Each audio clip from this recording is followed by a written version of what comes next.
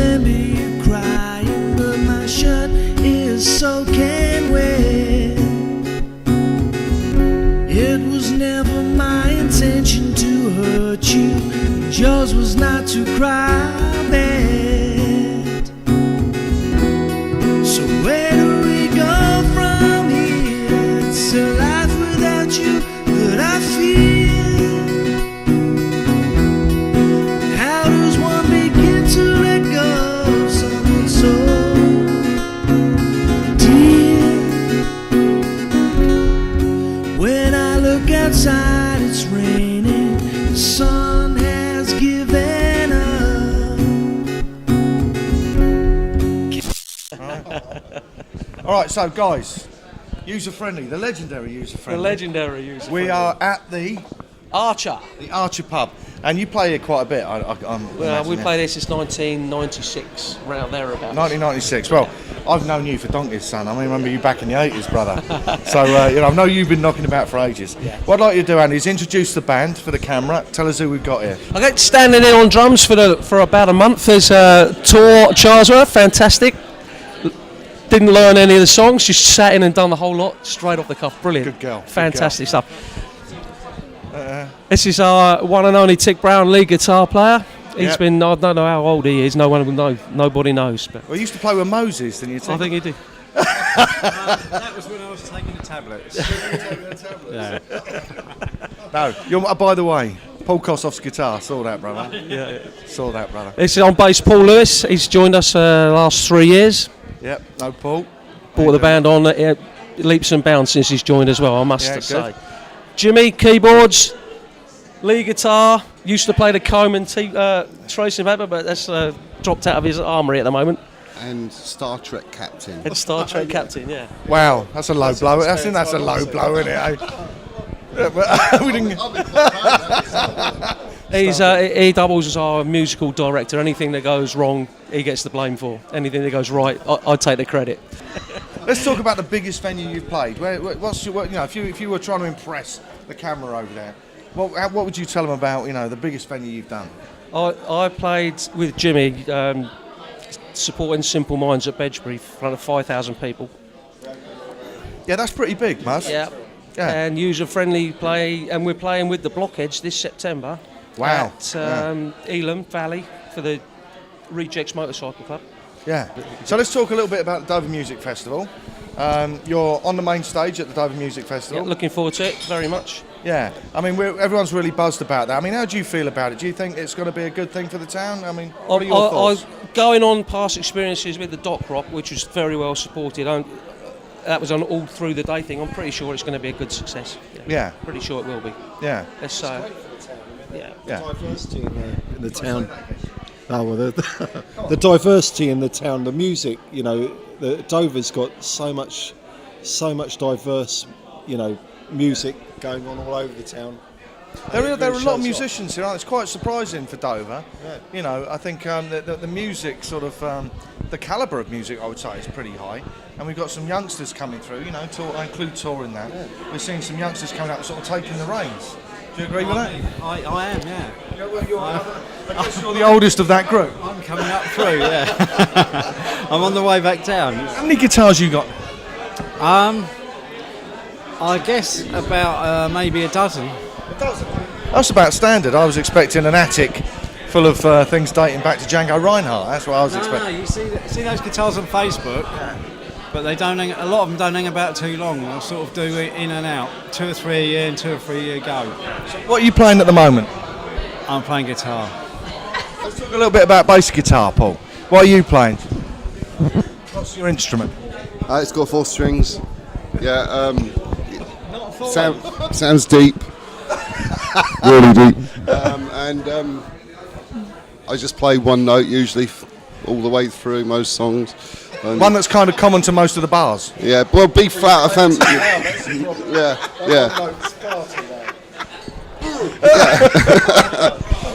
Yeah, me and Jim have always had a little bit of a sort of gentleman's disagreement about how loud I am. Yeah. Because I think the bass is by far the most important instrument in the entire band. I actually agree with that. Yeah. What? Well, you're talking about the rhythm section being kind of key to the groove. I actually disagree with that. Well, lead guitarist, I mean, have you got some kind of platform, or are you actually standing on the ground tonight?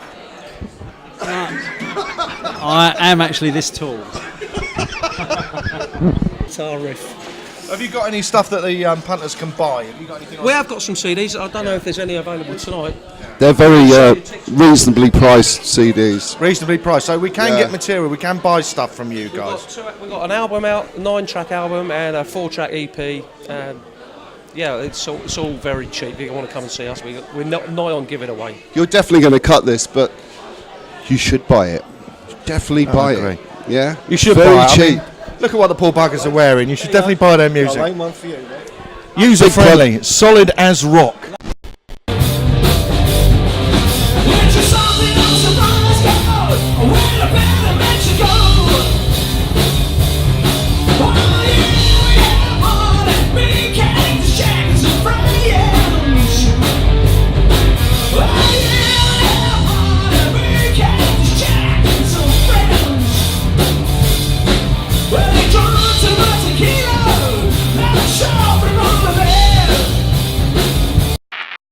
Right, we're at the Priory Hotel in Dover, and with the band So What. So What? Good evening, guys.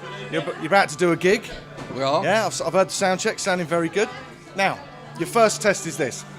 You're at the Dover Music Festival in July. I need you to tell me what time, date, and stage you're playing at, please. Oh, that's easy. Pencester Gardens on the Stembrook stage at 2:45, I think. At 2:45. Thereabouts. And how have you got this inside knowledge, Nick Charlesworth? I happen to be on the committee. Otherwise, I wouldn't know. I would say Saved by the Bell, but that has connotations. So, Nick, I'm assuming, and correct me if I'm wrong, who's the founder of the band? Who founded the band? Good question. I suppose I sort of did, yes.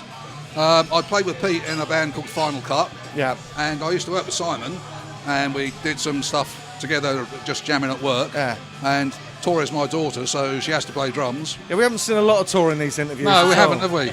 She's the only bloody drummer in Dover, or is it the best drummer? What is it, Tor?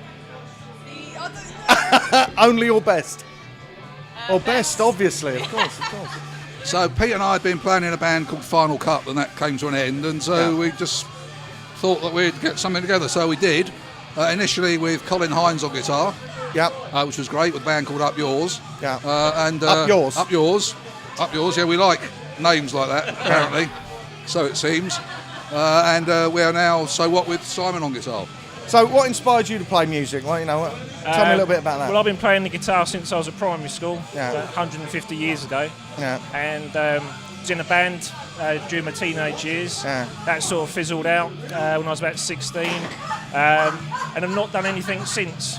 So I used to work with Nick. We used to do a few things after work, jam and that sort of thing. Always kept in touch. And then the call came, or the email came to say, would you be interested in playing in a band? If you can kick this half bottle of vodka down your inn, is it one of those? Yeah. Proper rock and roll then, I like that. Yeah, excellent. What about you, Pete? I mean, known you for a while. I mean, I've sort of been playing in bands for absolute years. Yeah. Played in London since I was about 23. Played with Eddie Reader at a fairground attraction before she was ever famous. What a great voice. Brilliant, absolutely brilliant. Did Bath Festival and a few other places. Yeah. And then I sort of got a pub band together and a club band and played for about 30 years. Moved down here in 2000 and packed it in. I didn't pick up the guitar for 10 years. And I thought, as I'm getting older and older and older, I better start again before I'm too old to do it. So picked up the guitar, got into a band called Final Cut, and that's where I met Nick. And soon we're going to start putting some original stuff in as well, which will be nice. So we're looking forward to that. Yeah, good. And then you haven't got any original stuff yet? Well, we've got a few in the pipeline. I mean, I've got 2 or 3 that the band have listened to, and Nick's got 2 or 3. So yeah, we have got it. We just haven't started working. Saving them up for the Dover Music Festival. Excellent. Hello. And is this your in the ratings? Because I've spoken to you now about in quite a few bands. Where does this band score? Is this your main band? You know. At the moment, it is in terms of gigging. Yeah. The others have. Yeah. So this one's got the most gigs with at the minute.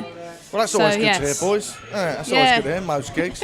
And you've done a lot of the circuit as well, haven't you? I mean, how far afield have you gone? Where's the furthest gig you've done? Ramsgate, yeah.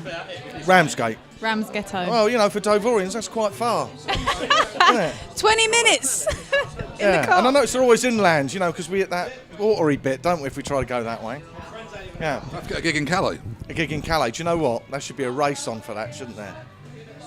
One of the local bands should be playing abroad, I think. Absolutely. That's a great little international challenge. tour. Calais and then Dover Malloy. Dover Music Scene Challenge, I think that should be.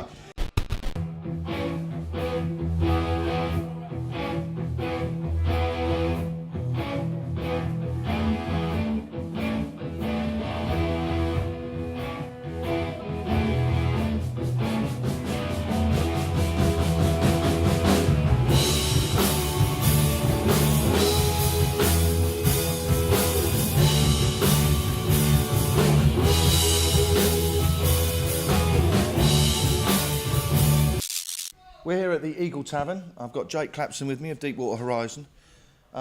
Jake, let's talk a little bit about your roots. How did you start playing? I started playing piano and guitar when I was younger, probably because of my granddad, who was in a local sort of Kent band back in the 60s, the Gremlins. So he sort of got me into it. I had a guitar teacher, Bart Osborne. They set up the LA Music Club.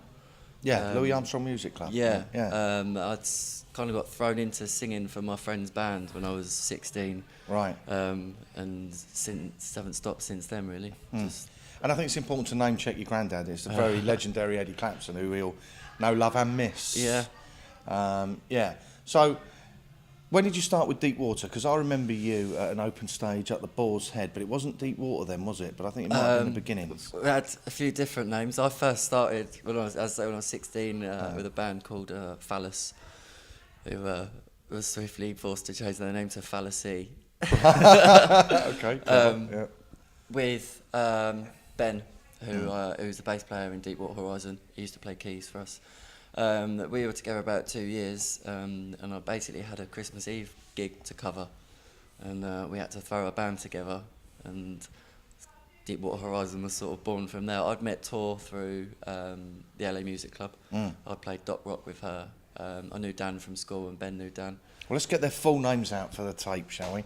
So we got, what's Ben's full name? Ben Ginger Royston. Ben Ginger Royston. Yeah. He's a very talented lad. Very annoyingly so. Annoyingly. He plays many instruments. Yeah, apart from drums. Can't play drums to save his life. Good, I'm glad. 'Cause you can't stand two talented people, can you? And you got Victoria Charlesworth. Yeah, on Victoria Charlesworth. Charlesworth. Victoria Charlesworth. Yeah, she's our drummer. And Dan Leggett. Daniel Leggett. Yeah, the one and only. Very, very good guitarist.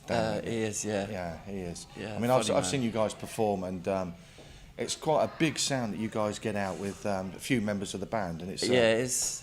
Dan likes his gadgets. I mean, you see his pedal board looks like the Starship Enterprise most of the time. And he builds his own pedals. Builds his own pedals. Yeah, does also. And he's got too much time on his hands, I think. But we do reap the rewards. Yeah, you know, because there is an interesting sound you guys make. Yeah. And how would you describe your music? What influences you guys?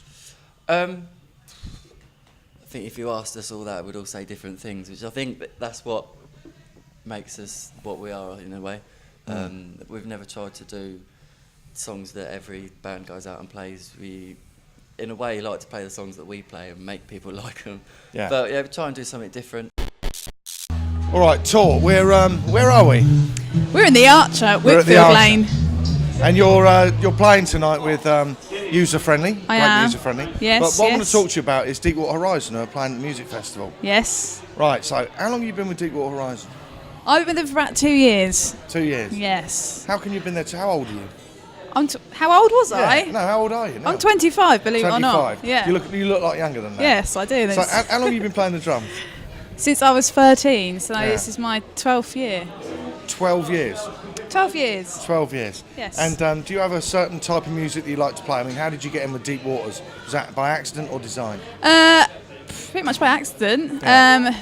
It was the Doc Rock many years ago where I helped out and played a bit of drums, and then Jake was in a band, and it wasn't called Deepwater Horizon then. Phallus, wasn't it? Fallacy, that's it. Fallacy. Yes, yeah. with a Y. Yeah. And so their drummer left for whatever reason, and they had a gig at the Priory on a New Year's Eve, and I stepped in, did it, and then they was like, oh, we might as well just have this lineup now. Yeah, and then that was that. And you get about a bit, didn't you? Because you're probably one of the busiest drummers I know in the Dover scene. Yeah. Because you've dept with our band. Yeah, play with you, yeah. Yeah, and you're playing with User These, Friendly. How many other bands do you play with? Electric Tortoise, do a bit for, which is fun. Tortoise, yeah. My dad's band, So What, which Yeah. is playing, do that. So that's like 4. So my own band. At the festival, are you ever off the stage? No. I might as well just stick myself to my drum seat and just sit there all day. That's quite a session you're going to be doing. Then. That's quite an afternoon. I don't mind. No. It'll be fun, yeah. And I must say, you've got one of the best-looking kits, I think, as well. Tell us a little bit about your instrument. What is that? That's an SJC custom drum kit. Yeah. It's a very big bass drum. 24-inch bass drum. Yeah. I can fit in the drum bag of that if I'm ever desperate for sleep and accommodation. Excellent. I like that. And I put little LED lights on it just to give it a little bit of, I don't know, because it gets a bit dark back there sometimes. Yeah. So and I got a little smiley face on my drum changes kit and my snare, colours. and it changes colours. Yeah. Yeah. So I do try and make it a little bit showy, really. So what, if you had the choice, let's talk about your music taste for a bit. Right. Yeah. If you had the choice, what sort of music would you play? What sort of music do you enjoy listening to? I don't know if I should admit it.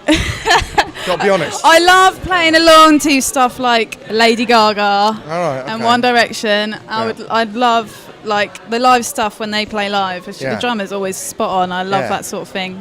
So a lot of pop, hip hop, and then rock every now and again. But because I've been playing that for so many years, I kind of it takes a back seat because that's what I play when I'm gigging. So it's quite a wide taste. Yeah. I love everything. And which drummers do you admire? Have you got any favourites? I love it's everyone's favourite pretty much. But the Blink-182 drummer Travis Barker, I love. Okay. He pretty much inspired me to get on the drums. But there's Lady Gaga's drummer Spanky. Like I said, One Direction. Josh, he's great. There's so many. Aaron Spears. Yeah. A lot of gospel. I love the gospel technique and drumming. The gospel drumming is superb, isn't it? Yeah. I've seen a bit of that going on. Competing with that is difficult. The feel is fantastic. Yeah.